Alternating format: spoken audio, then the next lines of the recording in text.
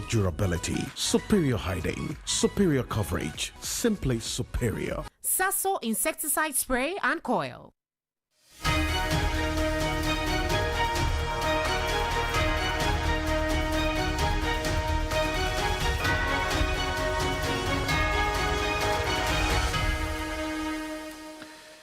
Hello, good evening, welcome. This is Ghana Tonight. We're live from Abata Desawe Kanda, also live on TV3 Ghana on Facebook and also on 3news.com. We're live as well on YouTube, that's on TV3 Ghana on YouTube and also on 3 News on the YouTube as well. We're live on 3FM 92.7. I am Alfred Ocansey. Tonight, we'll bring you an update on the legal suit and matters arising regarding the ECOWAS nationals who have sued the government of Ghana over what they term wrongful detention, while the President and Foreign Affairs Minister have indicated they have been in that there's a process to have them repatriated to their home countries. Lawyers have been also defending that particular position of their clients. Also, we'll give an update tonight because the CMB Abuja market is under threat, a phenomenon which has led to the Member of Parliament for the area, that's the Kote constituency, to petition and in fact call upon the Economic and Organized Office, Crime Office, EOCO, to investigate this alleged sale of this land to private developers in the last 8 years. Stay with us, we'll get an update on this particular issue because there's also a strike by the Teachers and Educational Workers Union, TEWO. They have declared an indefinite nationwide strike, citing government's delay in addressing long-standing issues of the non-teaching staff, some of which include conditions of service. More on this and other matters here on Ghana Tonight. You're an integral part of the conversation. Let's hear from you. The hashtag we're using is Ghana Tonight on Facebook and on X. Connect with us. Let's get talking.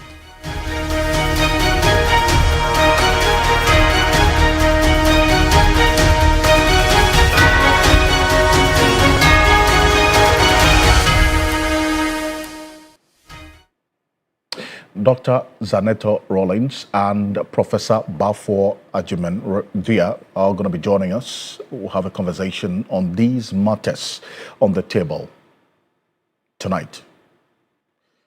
Let's settle for Ghana Breeze.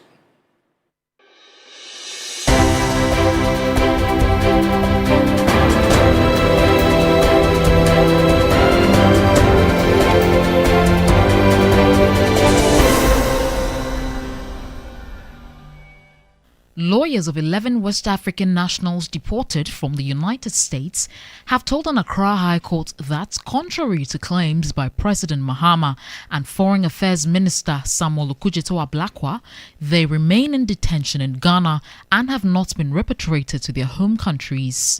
The ECOWAS nationals filed a legal action at the Human Rights Division of the High Court in Accra against the government of Ghana, alleging unlawful detention. I think that agreement has been activated, and a first batch of 14 nationals came. Several of them were Nigerian brothers. They opted to go back home, and so we facilitated, we put them on buses, to be able to go back home. One of them was a Gambian who it's not as easy. You have to get him an air ticket to be able to facilitate his travel. So what we've done is contacted their embassy to let them know of his presence so that they can facilitate his return to Gambia.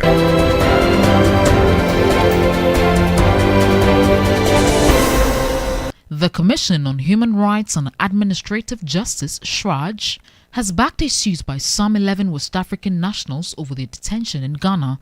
Speaking on New Day on TV3, the Commissioner of SHRAJ, Joseph Wathau, says the suit is key in ensuring clarity, as many grey areas in the Memorandum of Understanding brought them to the country. I've listened to the Foreign Affairs Minister. He says they have an MOU with the Trump administration, and of course to accept deportees through Ghana temporarily to transit them to third countries. Now, my concern is if that MOU does not measure up to the treaties and conventions which Ghana has ratified in terms of how such deportees should come into Ghana, then we'll have a difficulty.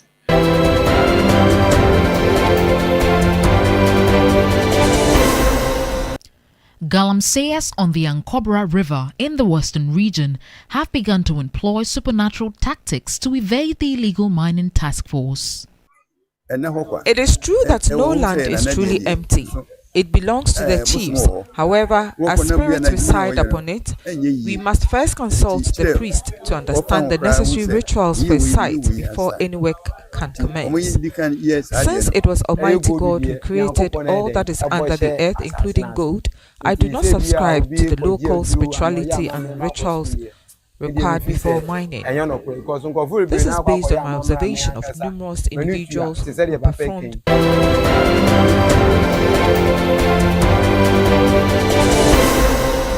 The Member of Parliament for Korle Klottey, Dr. Zaneto Agyemang Rawlings, has called on the Transport Minister and the President to urgently intervene and stop private individuals from taking over the Abuja CMB market.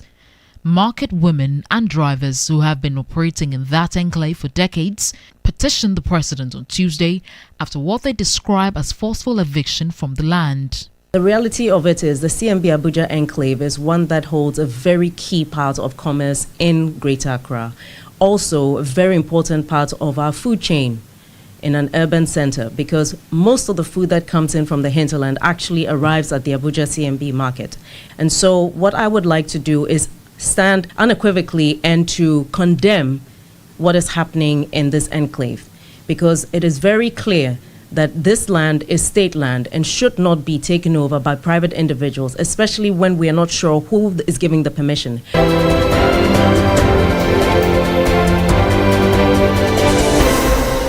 Tributes have been pouring in as the Asante Kingdom laid to rest its revered Queen Mother, Nana Kunedu Yadom III, marking the culmination of a week of funeral rites. The final burial ceremony is being held at the Sacred Brahman Royal Mausoleum and climaxes months of observances for the Asante Hima, who passed away in August at the age of 98.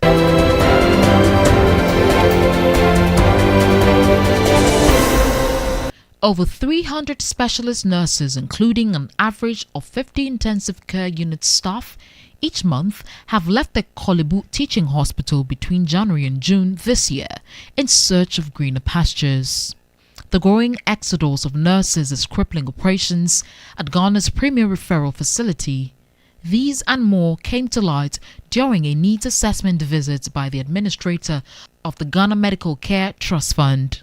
When you sit outside, you don't appreciate exactly what happens in Kolebu. So I'm happy that at the end of the day, we had the time with them and went round with them, and it has helped us. And the Mahama Cares simply cannot operate without doing the needs assessment of these facilities. We need to know what they need so far as the equipment are concerned, the ones that are working, the ones that needs to be replaced, the ones that needs to be worked on.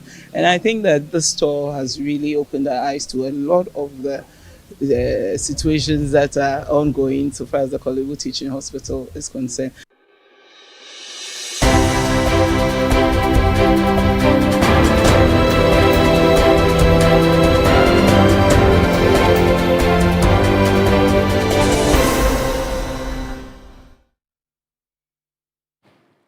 Oh, there's more news on 3news.com. Make some time and visit 3news.com. This is Ghana Tonight. We're live on 3FM 92.7.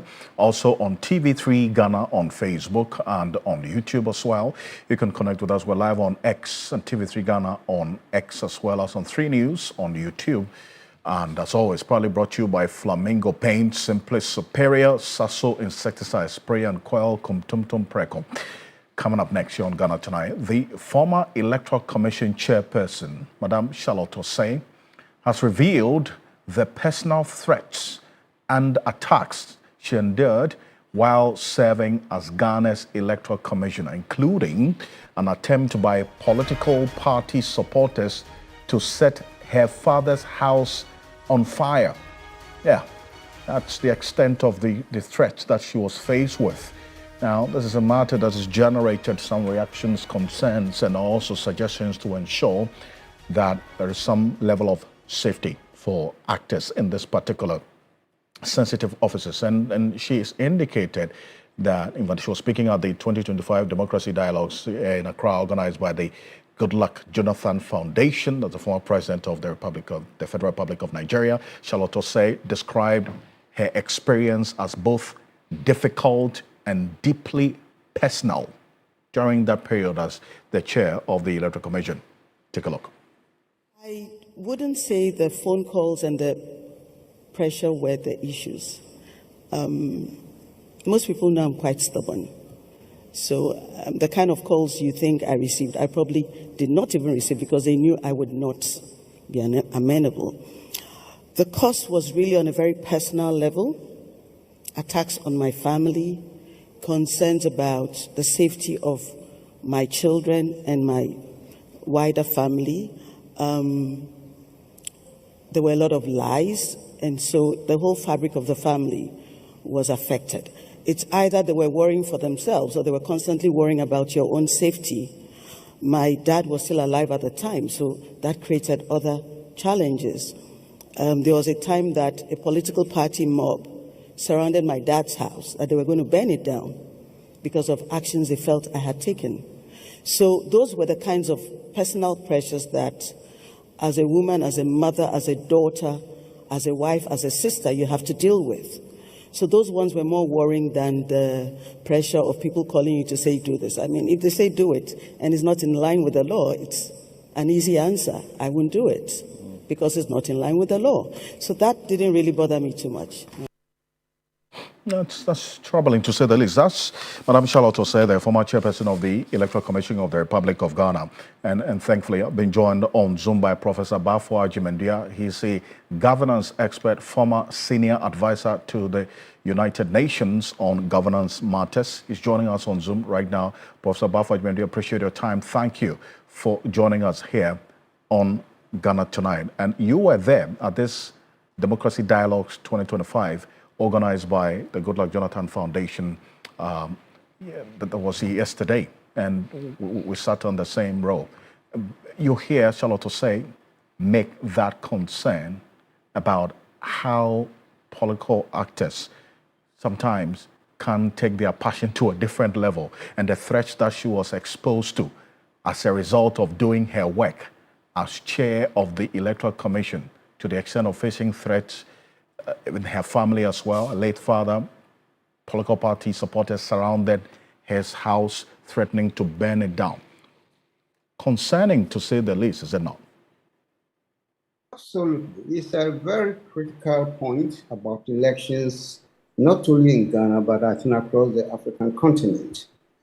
So far, if you look at elections across the continent, all the time we do hear of incidents of violence in different ways, some serious, some not so serious, attempts to subvert the integrity of the process, many, many things. So elections being critical to democratic practice, I think needs to be sanitized in such a way that outcomes will not be contested by competing political parties. So I do agree that elections require special attention in all emerging democracies. And it's a very, very important issue that you break about what has been, and Prof, if you could kindly reposition it for me, because there's a little break in the connection to you, so that we have some clarity to the point that you were making. But then you reference the safety and the integrity of elections. It's an important point because Madame Charlotte Osei made reference and in fact raised concern about what, in her view, the continental bodies, the ECOWAS and the AU, can do and should do to protect the integrity of elections. And this is it. She indicated that, one, in her view, ECOWAS and the AU hide behind quiet diplomacy in the face of flawed elections and constitutional manipulation, while showing greater boldness in condemning military takeovers. I mean, this is one that has to be paid attention to. I ask this because you have been a member of a number of these ECOWAS groups that go to monitor elections, election observers, AU election observers, ECOWAS election observers. You've been part of them. What else has to be done beyond the quiet diplomacy that we see the sub-regional and the continental body engage in when it comes to elections? I have participated in international election observation for some time, not recently, but between 1997 and 2008. I've been to at least 6 or 7 or 8 African countries, and I've seen different ways African countries have these elections. And I'm also a participant in international observer groups, not the ECOWAS, but I have participated in the Commonwealth group, at least 2 big countries.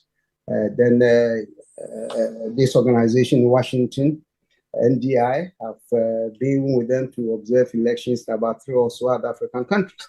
But let me say that the way I see it, what is of prime importance to these observer groups is to ensure peace in these countries where we go to observe. So that even at times when there's evidence of gross violations of the electoral rules, seldom will you have these groups coming out boldly to condemn them for the sake of not, provoking violence or provoking the anger of government, opposition parties, or wherever. So they are always acting in a kind of a moderate way in order not to. Because certainly, I'm not sure of any African country where electoral conduct has not been, at least there have not been any attempts to manipulate or to influence in one way or the other. So the priority of election observers, the groups like you mentioned, ECOWAS, AU, as well as the Commonwealth, which I used to work with them, I think that is the truth from my perspective. But having said that, it's also important that these groups find a way to help these countries to overcome the challenges of elections, not merely to wait and go on observe and make pronouncements, because they know too well the deficits in electoral systems in most African countries. Look, when I was in Cameroon back in August 2004, I was sent by the Commonwealth. The system in place in Cameroon is the strangest system I've ever seen. But I was sent by the Commonwealth to go support they call it National Election Observatory, to train the officers and help them to develop some models for deployment of observers and all. But looking at the electoral system, you can understand why since 1982, President Biya has been in power till today. When I went there, he was just around 73, 74 years old. As we speak, the man is 93 years old and he's seeking re-election this coming October. So ask yourself, how is it possible for this man to win every single election in the country? It's all because of the system they have created. So if I'm interested in going to help Cameroon, I'll be interested in helping them to recraft the system. Of course, if the government will allow them, you see. So I'm citing this example to illustrate how problematic some of these electoral systems are. That's one thing. The other thing, though, having said that, it's also important to understand that the presence of election observers by itself is very crucial for certain countries to have discipline. When I was in Zimbabwe, May 2000, that is when the so-called veterans, the militants were beating and killing the so-called white farmers. Whenever we appeared on any farm where there was that trouble, everything was quiet. And even those we met who were so-called the veterans, they would come and say, oh, no, we are not beating anybody. They were pleading. So it also taught me that, in fact, the presence of international observers in certain countries, perhaps not in all countries, in certain countries do help to bring some peace and calm to these areas. So I think, one, it depends on the political system or the electoral system in place. And then, of course, the people and their parties and their politicians had also played the game. But I will not rule out the importance of these observers, but I do agree with Madame said, that in fact, these observer groups, especially the ECOWAS and the AU, should begin to focus more on the systems that are in place and engage the political parties and their leaders prior to the elections for a certain basic understanding to occur. I know in Ghana, for instance, during Charles' tenure, ECOWAS came and met the party, their leadership and all. I know, and even forcing them to sign a peace agreement as if that would prevent violence or conflict or anything of the sort. But these are some of the efforts these groups make to ensure that there is peace during and after the elections. I see. And you reference Cameroon. That Cameroon, you say, is the strangest experience you've ever had as an election observer. Many who have expressed very real concerns about what is happening. But that country is not alone when you talk about those strange things you experienced. Is democracy under threat on the continent with what we are saying now? I did listen to some of the comments our president made at the Democracy Dialogue, which was hosted by a Goodluck's Foundation from Nigeria. And I can understand why the president would say that. Why he say it can collapse if you don't take care. Because, look, even a country like the United States, that used to be the model for most of us, today is under more serious threat than even democracies in African countries. The reason why perhaps we are all concerned is that, at least from my perspective, we started on the wrong footing. We embraced democracy without question. Our forefathers who fought for our independence and embraced democratic practice immediately did not examine the whole system in terms of this practice to determine what needs to be changed, modified, and what needs to be adapted or adopted, and so on and so forth. We just took it and embraced it. If I look at the challenges of democracy today, I'm quick to say, look, perhaps we made certain fundamental issues here. When you talk of a system that is itself divisive, especially if you adopt democratic practice and decide to create within it the practice to be exclusive, that is to say, a winner takes all. Knowing too well the kind of history, the kind of culture and traditions that you have, and with no regard to that, and the people that you are going to rule over, then democracy is going to deepen the divisions that we have. So for me, when in our country, our dear country, when we are struggling to find responses to certain political challenges and all, I say, look at the system we have. You cannot bring to this a society such as Ghana, especially most South African countries, DRC and others that have had serious conflicts, where you solve the problem by imposing democracy, which says, if I win 51, everything is mine, and you have to go to be in opposition for 4 or 5 years. I mean, that is not, for me, it doesn't make sense, given the conditions and the circumstances of this particular country. So in the same way, I'm saying that perhaps right from the beginning, if we have the presence of mind, we could have decided to examine, put democratic practice into critical kind of analysis without needlessly going to the West and adopting their practice and just using them in a situation where things are different. And by the way, let me be clear. I am not doubting the relevance of democracy. I'm here talking about democratic practice, which is different from democratic principles. The principles are universal. The practice must be according to your circumstance, your history, your culture, and everything. Today, as we speak, everybody is beginning to see with the upsurge of traditional leadership in this country, that in itself could be a threat to the way we practice our democracy. Democracy that centralizes power at the center and make all the other places dependent almost exclusively on the center.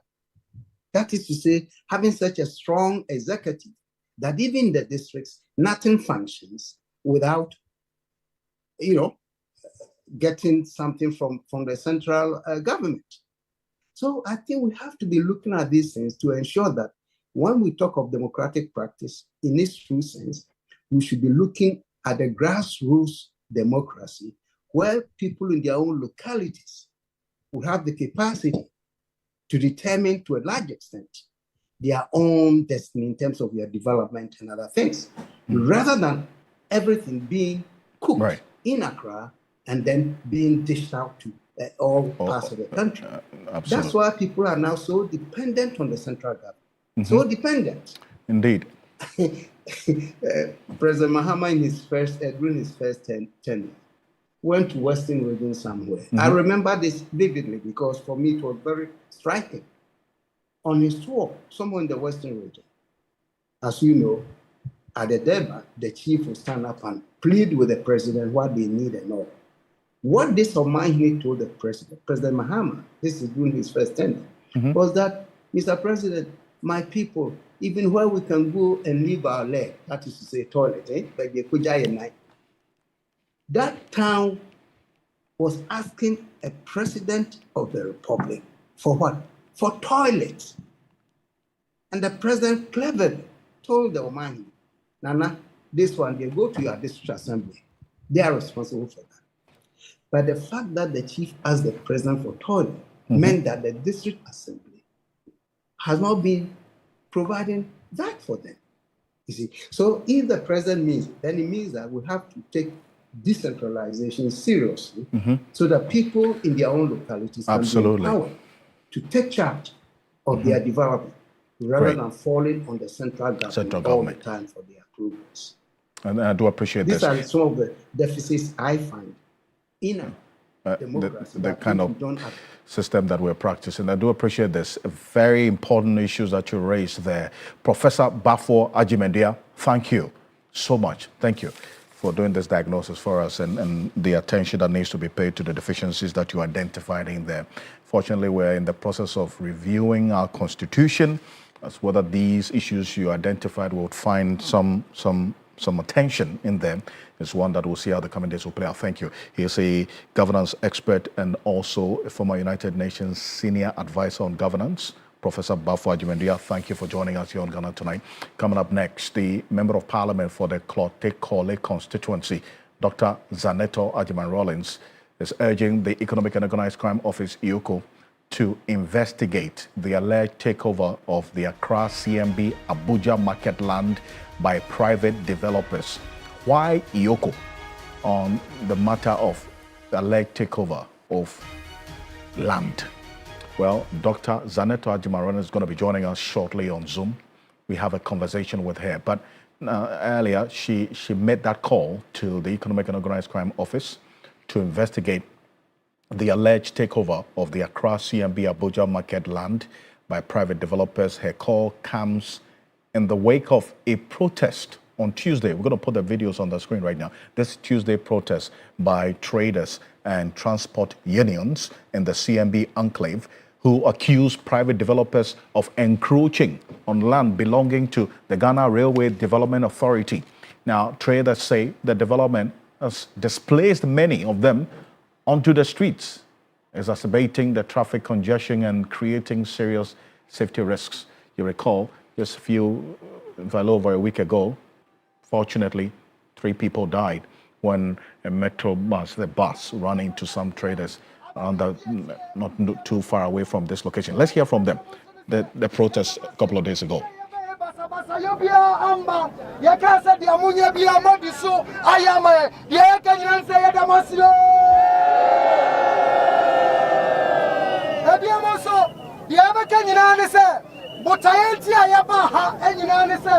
Assembly the ya fair the abeka.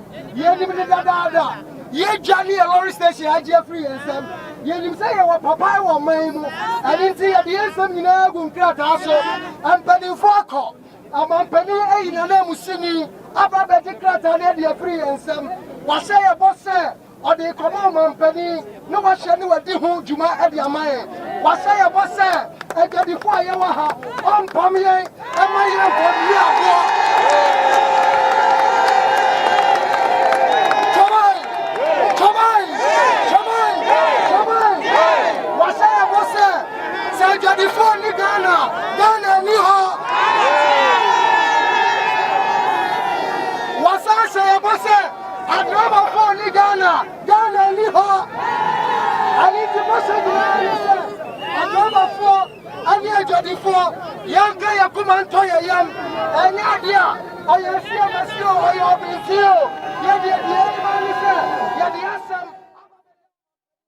So those are the traders. If I know GPRTU and then also traders who play their trade in this Accra CMB Abuja market area. They are protesting. There's been said to be an alleged takeover of the lands by private developers over the last 8 years. Now, joining us on Zoom right now is a member of parliament for the Clote constituency, Dr. Zaneto Ajiman Rollins. Good evening, madam. Thank you for joining us here on Ghana Tonight. Thank you. It's a pleasure to be here. How are you? I'm well. Thank you. Thank you so much. And I hope you're doing well as well. We're hanging in there, keeping body and soul together. Thank you. Great. Now, first off, we saw the protest by the GPRTU and traders a couple of days ago over the alleged takeover of the CMB Abuja market land by the private individuals. What briefing have you received on this matter as a member of parliament for this area? To be very honest, this has been a long-standing issue, and over the last 8 years, 8 years prior, while I was a member of parliament in opposition, this was something that always came up where people's structures were being demolished, people were being evicted from the area, and in the name of certain private individuals who were claiming ownership to the land. Now, the reason why, for me, this was problematic was after having heard repeated complaints about what was going on and the agitation over that particular area, I actually asked the question on the floor of Parliament to the Minister of Railways at the time. This was in let me just check the date. It was in 2018, yes, in March. And the response that the minister gave very clearly was that this was railways land and it had not been sold, that no portion of the land had been sold and only a specific area had been leased out to a company, and that company had the mandate to build quarters for the railways workers, and then I think part of it was supposed to be for some shopping, that particular enclave, but there was no word about any of that land being sold. And yet over the last 8 years, many more people in that area were being actually evicted, structures being demolished in the name of people claiming to have ownership to the land. And this created a lot of angst in the reason why this is problematic is there's a huge amount of commerce that happens in that particular enclave. There are thousands of people who live and work there, whose livelihoods are there. And most importantly, a lot of the food that comes into Greater Accra, or at least into Accra from the hinterland, actually comes there. We have so many, there's we have the cargo stations where they actually bring in the big trucks. Then you have the trotro stations as well, where they obviously, provide means of transportation for people from the constituency into various areas of Greater Accra and beyond. And so the role that this particular area plays cannot be overemphasized. It's key in terms of our food security in the region, but it's also key in terms of the support of the informal sector and the number of livelihoods that it supports. And over the years, whether it's, let me not give conjecture on the reasons why this particular group of people has been targeted, but the bottom line has been that the land is railways land, it's state land, and there should not be private individuals claiming access to land that has not been sold based on the records provided by the minister as of 2019. And last year as well, I was petitioned by the drivers union again on this particular issue regarding the fact that there was, some individuals threatening to evict them at the time, and at which time I also wrote a petition to the minister supporting their request to me for their pleas to be heard. And so the demonstration or the protest that we had this year was not a protest against the government. It was one asking for people to be heard. Where over the years their plight is being ignored, people are being squeezed out of the area. There's no alternative being provided to them, and they're being asked to leave. This is a place that they've occupied since the 80s. So this is something that is not just dear to my heart. This is very important to the livelihoods of thousands of people and very key to our food security. So of course I couldn't just ignore this matter. What exactly is IOCO being called upon to investigate in this matter of alleged takeover or sale of this Accra CMB Abuja land? What is IOCO, in fact, what are you expecting IOCO to look into? Reason why you're petitioning or calling on them? Well, I think it's quite simple. IOCO has a mandate to investigate anything relating to economic crimes, and we have an issue where IOCO's mandate now is about following the money. Now, if this is railways land, if the land has not been sold, who is selling it? Who gave them the permission to sell it? Who is buying it? We need to actually figure all of that out, because there's clearly something going on that's untoward. And the only way to have some finality and clarity to what's happening is to have a thorough investigation done. And I think IOCO is best placed to actually do something like that. Besides, they're actually not that far away from the area where this is actually happening. Absolutely. So private developers have come to say that the land was sold to them. Is that the information you have? And why exactly was this land sold to them? Do you have it? Several private individuals have claimed ownership of various parts of the land. So it's not just one person. We have different people who are claiming that the land belongs to them, that they have been given the land, that they, permission to build on certain parts of the land. And it just seems a little bit unusual.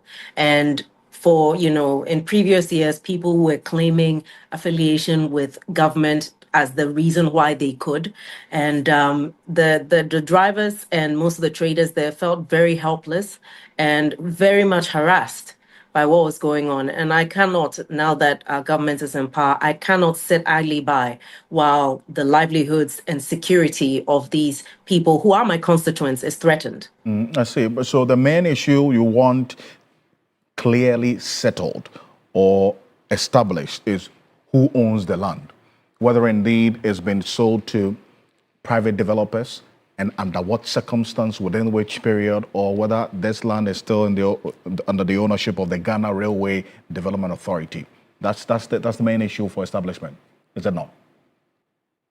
And we're looking for transparency on this issue. If it's been sold to whom, when was it sold? Because clearly some kind of stakeholder engagement should have been had, with clarity on exactly what's going on. If it's state land and people are there and they've been given permission to be there, the drivers are actually paying a levy to occupy the space that they're in. So in that case, we need to understand if they're being asked to pay a certain amount of money as part of a kind of a rental agreement to be on those premises. They're not there as freeloaders. They're actually doing that as part of their business. And I think that we really want clarity.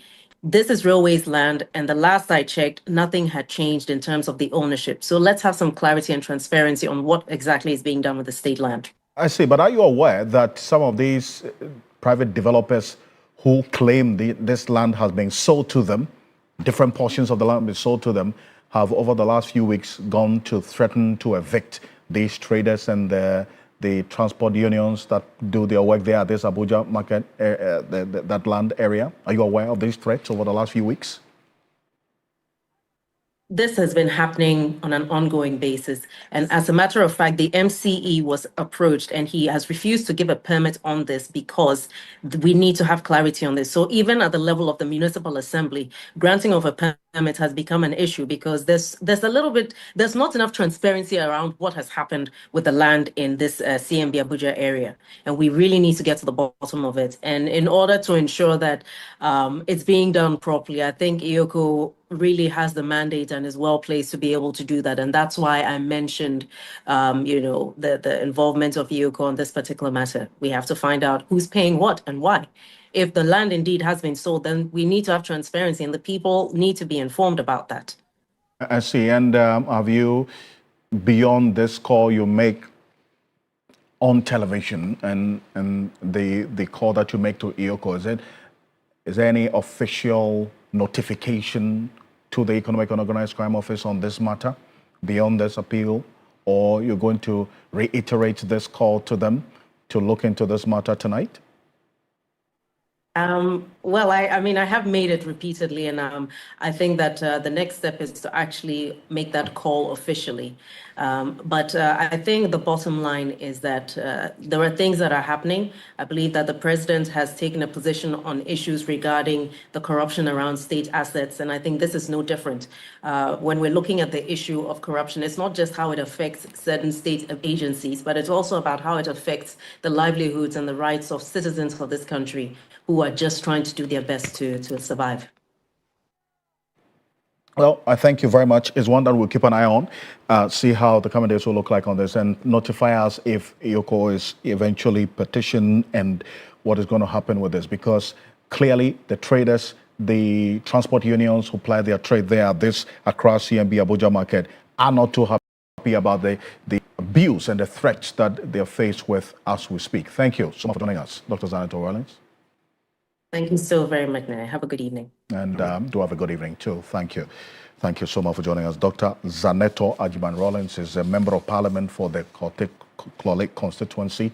And that this area, this Accra CMB Abuja market, that's part of the constituency as well.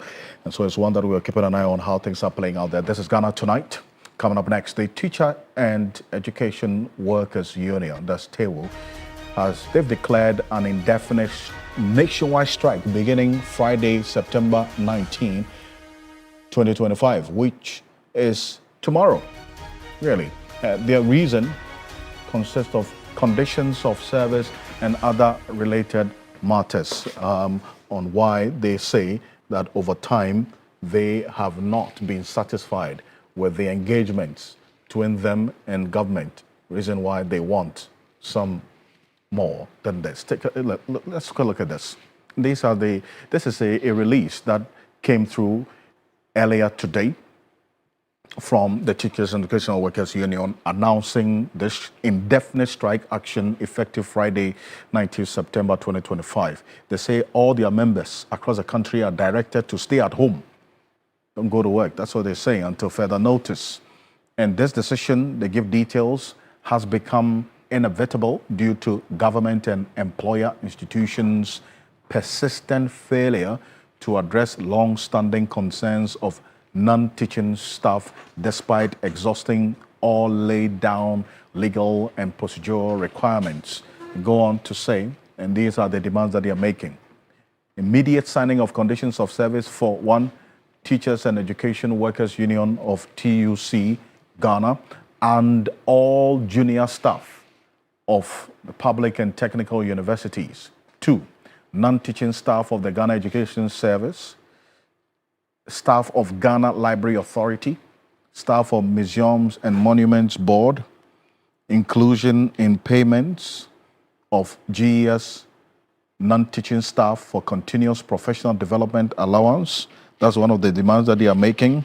They are also making the demand for the resolution of promotion grievances, including staff who passed interviews but remained unpaid on new scales, staff placed on scales but denied official promotion letters, staff who have received no communication after their interviews as well. They say the government, particularly the Fair Wages and Salaries Commission, accountability, the Fair Wages must conclude and sign all conditions of service without further delays or excuses. That's one of the demands that they are making as well.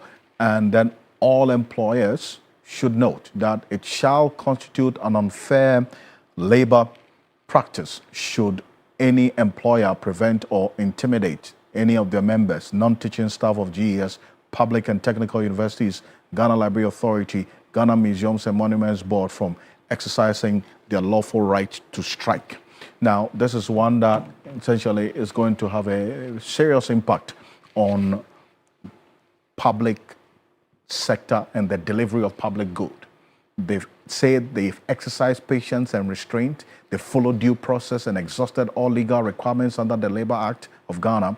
The responsibility for the disruption of the industrial peace in the education sector rests squarely. They say government is to blame for this and their agencies. We're going to go for this quick break. When we're back, Austin Gama is a labor expert. He's going to be joining us on this conversation after this quick break. Stay with us.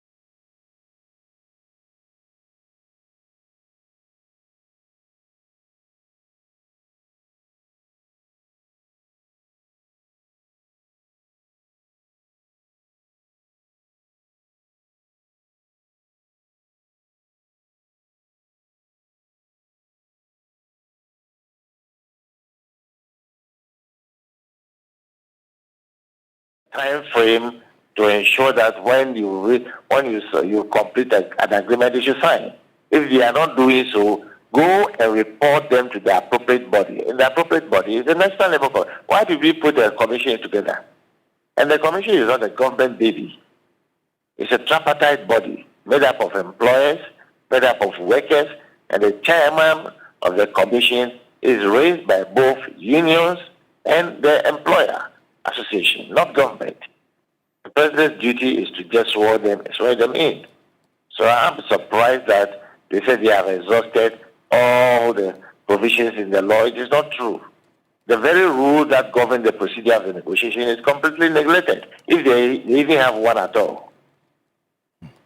We'll see the coming days will look like on this. They're on an indefinite strike beginning tomorrow, so we'll see whether this recommendation you make will fall on the listening ears. Thank you so much for joining us, Mr. Game. You're most welcome. Austin Game is a labor expert joining us here on Ghana Tonight. On behalf of the rest of the team, we do appreciate your time. Join us same time tomorrow for another conversation. My name is Alfred Ocansey. And just to remind you that tomorrow is the start of a weekend on TV3, exclusive coverage of the Ghana Premier League matches, live only and exclusively on TV3. And we have the pre-match shows as well to discuss all the matters and how the days ahead of us will be. So make a date and get updates on TV3 Ghana on Facebook and on 3news.com as well. I'm Alfred Ocansey. Have a good night. Ghana Tonight is brought to you by Flamingo Paint. Superior durability, superior hiding, superior coverage, simply superior. Sasso insecticide spray and coil.